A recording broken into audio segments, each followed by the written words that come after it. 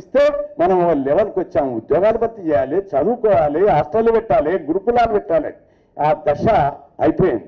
ఇప్పుడు ఒకటే దశకు వచ్చాము. ఇవన్నీ పూర్తి సమగ్ర సంపూర్ణ మౌలిక అభివృద్ధికి దోహదపడై సరిపోదు. రాజ్యాధికారం వస్తేనే ఇది సంపూర్ణంగా మన కులాల అభివృద్ధి చెందుతాయనేటువంటి తుది గంటానికి తుది అంకాన్ని మనం చేరుకున్నాం. ఆ దశకు కూడా మీరు అనేక సూచనలు ఇచ్చారు. గతం లోపల అనేక మంది బీసీ రాజకీయ నిర్మాణం చేసి ఫెయిల్ అయిపోయారు. కాబట్టి ఇప్పుడు అవుతుంది కాదు. ఇప్పుడు ఎందుకంటే ప్రతి గ్రామంలో కృష్ణన్నకి తెలిసిన వాళ్ళు 100 మంది యువకులు లాభం పొందిన వాళ్ళు ఉన్నారు, తెలిసిన వాళ్ళు గారు అని చెప్పి చాలా మంది మన పూసల సంఘం కానీ మన మత్స్యక ఇంకా రకరకాల మన వడ్డేర సంఘం నాయకులు అందరూ కూడా విశ్వబ్రహ్మణ సంఘం నాయకులు అందరూ చెప్పారు, స్టేట్ ప్రెసిడెంట్లు. అందులో వాస్తవం ఉంది. అయితే ఇంకా సైన్యం అనేది ఏ దానికైనా యుద్ధం చేయడానికి సైన్యమే ముఖ్యం. ఇప్పుడు ట్రెండ్ సెట్ అనేది సైన్యంతో అవుతుంది. మీరందరు గట్టిగా ఆడితే ఈ ప్రభుత్వాన్ని వ్యవస్థను శాసించవచ్చు. కాబట్టి మన సంఘాల నాయకులు ఎంతమంది అయితే కుల సంఘాల నాయకులు ఉన్నారో మేజర్ కుల సంఘాలతో పాటు అన్ని కుల సంఘాలను మనం అందరం పెద్దలందరూ మీరు చొరవ తీసుకున్నట్టయితే మన కులాల అభివృద్ధి చెందడానికి అవకాశం ఉంటుంది. ఆ దిశగా మీ వంతు కృషి ఫోన్ల ద్వారా చర్చల ద్వారా మనం అందరం కూర్చొని ఇట్లాంటి 2-3 మీటింగ్లు అయితే మనందరికీ ధైర్యం వస్తుంది. చెట్టు నాటిన వాడు పండు తినడు. నాకు పండు తినాలని లేదు, చెట్టు నాటి నా జాతి పండు తినాలని పెడుతున్న చెట్ల. కాబట్టి మన భవిష్యత్తు తరాలకు మన చెట్టు నాటిన వాడు పండు తింటే అది నిజమైన నాయకుని లక్షణం కాదు.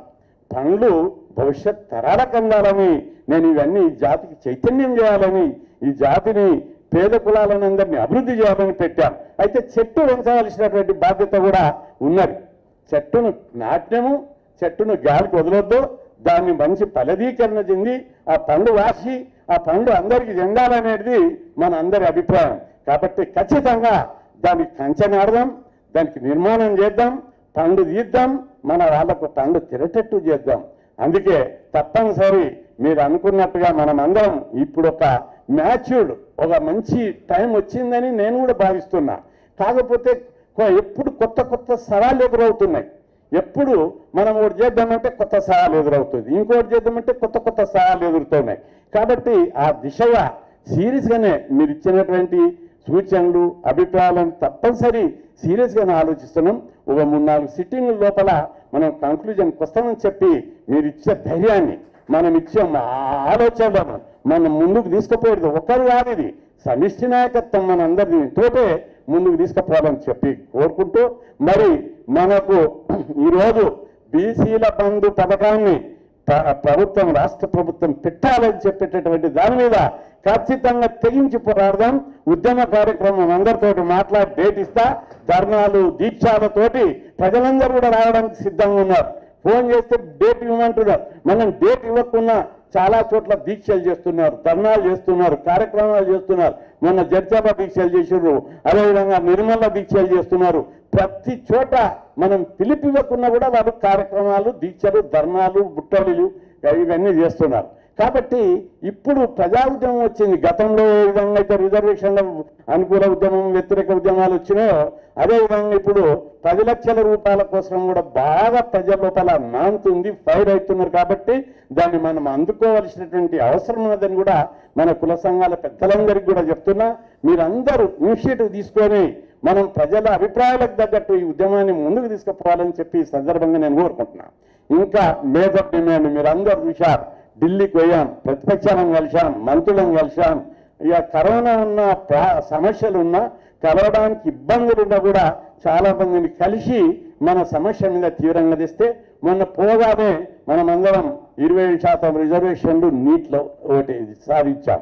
అదేవిధంగా మంత్రిత్వ శాఖ విషయం లోపల కూడా కేంద్రంలో మంత్రిత్వ శాఖ లేదు. కేంద్ర ప్రభుత్వం రోజు ప్రైవేటైజేషన్ దిక్కుపోతుంది. ఎల్ఐసిని ప్రైవేటైజేషన్, రైల్వేని కూడా ప్రైవేటైజేషన్, అన్ని డిపార్ట్మెంట్లను ప్రైవేటైజేషన్ చేస్తే మీకు తెలవాలి. మన వాళ్ళకి చాలా మందికి అర్థమైతే లేదు. నేను 2 వ్యాసాలు రాశాను, పబ్లిష్ కూడా అయినాయి. ప్రైవేటైజేషన్ చేస్తే భవిష్యత్తులో మన పిల్లలకి ఎవరికి కూడా ఉద్యోగాలు రావు. ప్రైవేటైజేషన్ చేస్తే రిజర్వేషన్లు ఉంటాయి, రిజర్వేషన్లు లేకపోతే ఎస్సీ ఎస్టీ బీసీలకు ఎవరికి జాబ్ రావు. కాబట్టి దీన్ని మనం తీవ్రంగా వ్యతిరేకిస్తున్నాం. కేంద్ర ప్రభుత్వము పథకం ప్రకారము ఎస్సీ ఎస్టీ బీసీలు రిజర్వేషన్లు ఎత్తేయాలనేది రిజర్వేషన్ల పథకాన్ని నీరు కాచాలనే కుట్ర ఉంది. మనందరంకి చాలామంది ఎకనామికల్లీ పూర్ పర్సన్స్కు రిజర్వేషన్లు పెట్టారని, రిజర్వేషన్లు పేదోళ్ళు ఉంటారు అగ్రకులాల్లో పెట్టారని. అది రిజర్వేషన్ల సిద్ధాంతానికి వ్యతిరేకం. రిజర్వేషన్ల సిద్ధాంతం ఏంటిది? పేదరికం. రిజర్వేషన్లు పేదరిక నిర్మూలన పథకం కాలేదు. ఏ కులానికి ఈ ప్రజాస్వామ్యం లోపల ఆ కులాన జనాభా తగ్గట్టుగా మన వాట మనకు రావాలని రిజర్వేషన్లు పెట్టారు. రిజర్వేషన్లు పేదరికాన్ని జాబులు రావడం కానీ లేకపోతే ఇంకో వాళ్ళ వాటా రావడం కానీ అది పేదరిక నిర్మూలన కాదు. మనం ఎంతున్నామో మా వాటా మాకు ఇవ్వండి, కలెక్టర్లను మా వాట ఇవ్వండి, పోలీస్ ఆఫీసర్లను మా వాట మాకు ఇవ్వండి, ఏ జాబ్లో అయినా మా వాట మాకు రావాలని కోట రిజర్వేషన్ అనేది మన కోట మనకి ఇవ్వాలని పెట్టిర్రు. అంతేగాని పేదరిక నిర్మూలన కోసం పెట్టేది కాదు. రిజర్వేషన్లకు 2 ఆబ్జెక్టివ్లు ఉన్నాయి. ఒకటి జనాభా ప్రకారము ఈ కులాలకు ఎవరి వాట వాళ్ళకి ఇవ్వాలనేది ఒకటైతే, రిజర్వేషన్ల ద్వారా అధికారం వస్తే అధికారం ద్వారా ఈ కులాల యొక్క హోదా ఉంచాలనేది 2వ ఆబ్జెక్టివ్. ఎందుకంటే చాలా ముఖ్యమైన నాయకులు ఉన్నారు కాబట్టి ఎక్కడైనా టీవీలో డిబేట్లో కానీ మీటింగ్లలో కానీ మాట్లాడినప్పుడు మీకు ఈ సబ్జెక్ట్ తెలిసి ఉండాలని చెప్తున్నా. ఇది పేద కులాల హోదా ఎట్లా పెరుగుతుంది? నేను ఒకసారి గురిజాలలో పెద్ద మీటింగ్ పెట్టారు, బీసీ ఎస్సీ ఎస్టీలు కలిపి. అక్కడ అంబేద్కర్ విగ్రహావిష్కరణ, పూలే విగ్రహావిష్కరణ ఉంటే నేను చీఫ్ గెస్ట్ పిలిస్తే పోయినా. చాలా పెద్ద ఎత్తున మీటింగ్ జరిగింది. ఒక దాదాపు 10,000 మంది వచ్చారు. ఆ మీటింగ్ వేదిక మీద ఎవరు నిలిచారంటే అందరు ఎమ్మెల్యేలు లోకలను నిలిచారు, పెద్ద కులపలను బ్రాహ్మణులను పిలిచారు, వేరే ఎవరు ఏ హోదాలనుకున్నా వాళ్ళందరూ వస్తే పిలిచారు. కింద ఒక ఒడ్డరాయన కూర్చున్నాడు. అక్కడ ఒడ్డరోళ్ళు ఎక్కువ ఉన్నారు. ఆయన పెయి మీద కిలో బంగారం ఉంది కానీ కింద కూర్చుని పెట్టాడు. పర్సనాలిటీ, భాష భావాలు చూస్తే చాలా రిచ్ లుక్ ఉన్నది. నేనన్నా ఆయన ఎవరన్నా? ఆయన ఒడ్డరాయన. ఆయనకి ఏముందని అడిగిన. 300 ఎకరాల భూమి ఉంది, 40 టిప్పర్లు ఉన్నాయి, 10 జేసీబీలు ఇటాచీలు ఉన్నాయి. ఆయన ఆస్తి అంతా కలిస్తే ఒక 500 కోట్లు ఉంటుంది. మరి కింద కూర్చుని పెట్టి పైన ఉన్న వాళ్ళు ఏముందంటే ఈయన బ్రాహ్మణుడు పూజారి, ఈయన కూర్చుని పెట్టారు. ఈయన ఎవరంటే ఈయన పెద్ద కులపులకు సామాజిక గౌరవము, డబ్బు లేకున్నా ఏం లేకున్నా గౌరవం ఇచ్చి మీద కూర్చుని పెట్టారు. కానీ కింద కూర్చున్నటువంటి ఒకటి ఆయన 500 కోట్ల ఆస్తిపరుడు, సంపద ఉన్నా కింద కూర్చుని పెట్టారు. ఎందుకు అంటే ఆయనకి ఏ హోదా లేదా. ఈ మీటింగ్ జరుగుతున్న క్రమంలోనే ఆ ఊరికి సంబంధించిన ఒక దళితుడు డిప్యూటీ కలెక్టర్ నుండి కాకినాడ నుంచి జీప్ తీసుకొని వచ్చాడు. జర లేట్ అయింది. ఆయన జీప్ దిగుతుంటేనే అందరు ఊరికి ఆయనను తీసుకొచ్చి స్టేజ్ మీద కూర్చుని పెట్టారు. అంటే ఆయన ఇల్లు ఎట్లున్న ఊళ్ళో ఆయన పోయి తర్వాత ఆయన టీ దానికి పిలిచిండాను. నీవు కొట్లాడినందుకే నాకు గ్రూప్ 1 జాబ్ వచ్చిందని. ఇంటికి పోతే గుడిసి ఉంది, తల్లి చూస్తే లేవలేకపోయింది. అంటే ఒక దళిత కుటుంబంలో పుట్టిన ఆయన డిప్యూటీ కలెక్టర్ అయితే స్టేజ్ మీద కూర్చుని పెట్టారు గుడిసెలా ఉంటుంది. అంటే పేద కులాల యొక్క గౌరవం ఎప్పుడు పెరుగుతుందంటే అధికారం ద్వారా మాత్రమే పెరుగుతుంది. ఒక ఎమ్మెల్యే అయితే, ఒక సర్పంచ్ అయితే, ఒక డిప్యూటీ కలెక్టర్ అయితే, ఒక తహసీల్దార్ అయితే, ఒక ఎస్ఐ అయితే మాత్రమే ఈ పేద కులాల సామాజిక హోదా పెరుగుతుంది. అందుకోసం రిజర్వేషన్లు పెట్టారు. పేద కులాల హోదా ఎప్పుడు వస్తుంది? విద్య ద్వారా చదువు వస్తుంది. రిజర్వేషన్ల ద్వారా చదువు, రిజర్వేషన్ల ద్వారా ఉద్యోగం, ఉద్యోగం ద్వారా అధికారం, అధికారం ద్వారా కులాల గౌరవం పెరుగుతుంది. అందుకోసం రిజర్వేషన్లు పెట్టారు.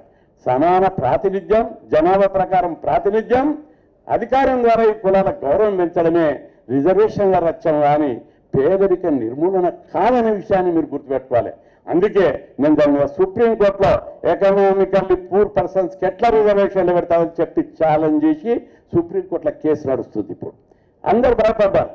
ఇప్పుడే కాదు, గతంలో బీసీ రిజర్వేషన్లను 27% నుంచి 5% తగ్గించి 22 కుదిస్తే అప్పుడు కూడా సుప్రీంకోర్టులో మైనార్టీలకు వ్యతిరేకంగా కేసేసి మైనార్టీలకు సపరేట్గా పెట్టు, మాదెందుకు తగ్గిస్తామని చెప్పి కొట్టేపిస్తే అది సుప్రీంకోర్టులో కొట్టేసిన తర్వాత 27% రిజర్వేషన్లు పడ్డాయి. ఎప్పటికప్పుడు దేశంలో ఎవరు స్పందించకున్నా మన సంఘం స్పందించి ఒకవైపు జాతీయ స్థాయిలో, ఒకవైపు రాష్ట్ర స్థాయిలో బీసీల ప్రయోజనాలకు ఎక్కడ భంగం కలిగినా ఎవరికి భయపడకుండా ముస్లింలకు కట్ చేయడానికి, కేసు వేయడానికి దేశంలో అందరూ భయపడ్డారు. బజరంగ దళ్ భయపడ్డది, ఆర్ఎస్ఎస్ వాళ్ళు భయపడ్డారు, బీజేపీ వాళ్ళు భయపడ్డారు. కానీ బీసీ సంఘం భయపడలే. మా కోట కట్ చేయకుండా మీకు వాళ్ళకి సపరేట్ కోట ఇవ్వు, మా కోట తగ్గించలేకే వీలు లేదని చెప్పి కేసేసి గెలిచాం మనం అక్కడ. ఈ విధంగా ఎప్పటికప్పుడు పోరాడుతూనే ఉన్నాం, ఇంకా ముందు కూడా పోరాడతాం. ఇప్పుడు సమయం వచ్చింది, ప్రజల లోపల మంచి స్పందన ఉంది. ఆ స్పందనకు తగ్గట్టుగా కుల సంఘాలు పార్టిసిపేట్ చేయకపోతే, బీసీ నాయకులు స్పందించకపోతే చరిత్ర మనం క్షమించాలి. ఇంత మొదలు కూడా అన్నారు నాకు, మీరు చాలా చేశారు, చదువు కోసం చేశారు, ఉద్యోగాల భర్తీ కోసం చేశారు, ఇప్పుడు చైతన్యం వచ్చింది కాబట్టి దానికి తగిన విధంగా మీరు స్పందించకపోతే చరిత్ర క్షమించదు అన్నారు. నేను దాన్ని సవాలుగానే తీసుకుంటున్నా. కానీ మనమందరం కూడా ఇది ఒక్కరితో పని కాదు, ఇది అందరం కలిసి చేస్తే నీ ఉద్యమం పోతుంది. బీసీ భావజాలం బలం ఉంది. మొన్ననే ఢిల్లీకి పోయాం, అంతకుముందు కూడా పోయాం, శరద్ యాదవ్ గారు కలిశారు, అఖిలేష్ కలిశారు, నారాయణ సింగ్ అందరు కలిసినప్పుడు అంటారు, కృష్ణయ్య గారు దేశంలో ఎక్కడ లేని విధంగా మీ తెలుగు రాష్ట్రాల్లో బీసీ వాదం బలం ఉంది, బహుజనవాదం బలం ఉంది, మీరు దానికి దక్కట్టు రాజకీయ నిర్మాణం చేయండి, లేదా ఏదైనా పునాది వేయండి, పొత్తులు పెట్టుకోండి అని చెప్పి కూడా వాళ్ళు మాట్లాడుతున్నారు. కాబట్టి దీనికి తగ్గట్టుగా రాజకీయ నాయకులు మన ఇంతకు ముందు ప్రతి నాయకుడు మాట్లాడారు. అసెంబ్లీలో నేను ఉన్నప్పుడు చూసినా వాళ్ళందరూ ఎమ్మెల్యేలను ఎవ్వరి ముఖం చూడబుద్ధి కాదు, మైక్ వార్త మాట్లాడబుద్ధి కాదు. కానీ వాళ్ళందరూ పెద్ద కులపోలు, పార్టీలు వాళ్ళే, డబ్బులు వాళ్ళే, కాబట్టి ఎమ్మెల్యేలు గెలిచి వస్తున్నారు. ఇక్కడ మనోళ్ళు ఇప్పుడు ఇంతకు ముందు మాటల కుల పెద్దలు వస్తుంటే మంత్రులు కూడా లేరు వాళ్ళ పర్సనాలిటీ. నాయకులు, కుల సంఘాల నాయకులు మాట్లాడుతుంటే మేధావులు కూడా మాట్లాడతలేరు. అంత సబ్జెక్ట్ ఉంది. వేష, భాష, కల్చరు, సబ్జెక్టు, అనలైటికల్ శక్తి, విమర్శనాత్మకమైనటువంటి శక్తి, కులాల పట్ల అంకిత భావం ఇంత ఉన్నటువంటి నాయకులు మీరు మన జాతుల గురించి పట్టించుకోకపోతే చరిత్ర క్షమించదు. కాలానికి తగ్గట్టుగా, మనుషుల యొక్క ఆలోచన విధానానికి తగ్గట్టుగా, వాళ్ళ యొక్క ట్రెండ్కు తగ్గట్టుగా మనం అప్డేట్ అయ్యి వాళ్ళకు తగ్గటువంటి రూపకల్పన చేయవలసినటువంటి బాధ్యత, పోరాడవలసినటువంటి బాధ్యత నాయకుల మీద ఉంది. ఒకప్పుడు కుల సంఘాలు, బీసీ సంఘాలు అంటే వనభోజనాలు, విందు భోజనాలు, పెళ్లి చూపులు ఉండే. కానీ ట్రెండ్ చేంజ్ అయింది, సమాజంలో మార్పులు వస్తున్నాయి, కొత్త కొత్త సవాళ్ళు ఎదురవుతున్నాయి. దానికి తగ్గట్టుగా కుల సంఘాలు, బీసీ సంఘాలను కూడా తమ ఎజెండాను మార్చుకొని చాలా స్పీడ్గా ముందుకోవాల్సినటువంటి బాధ్యతను మనం అందరం మన భుజస్కంధాల మీద మోద్దాం. నేను కూడా మోయడానికి ఇప్పుడు చాలా మంది చెప్పారు.